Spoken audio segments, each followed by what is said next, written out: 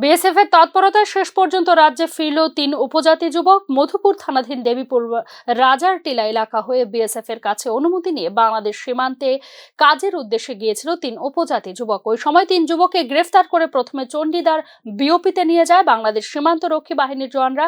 সেখান থেকে কসবা থানায় নিয়ে এসে পরবর্তী সময় ব্রাহ্মণবাড়িয়া থানায় নিয়ে গিয়ে তাদেরকে অনেক তল্লাশি চালিয়েও কিছু না পেয়ে শেষ পর্যন্ত কমলাসাগর মিয়া পাড়ায় বিএসএফ এর হাতে বুধবার গভীর রাতে তুলে দেয় বিজিবি।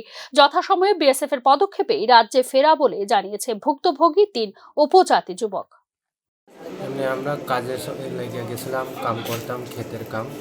তারপরে ক্ষেতের কাম করতে করতে আমরা রেস্ট করে গেছিলাম। আমরা বিজেপি ধরে লয়ে গেছে, কথাবার্তা গিয়ে এরপরে থানাত লয়ে গেছে। তো থানার নেওয়ার পরে আমরা বামন বাইরে নিয়ে আবার আইনা সাইডে দিছি বর্ডারের কাছে। কবে ছাড়ছে? কবে কালকা রাত, কালকে 8টার সময় এসেছে।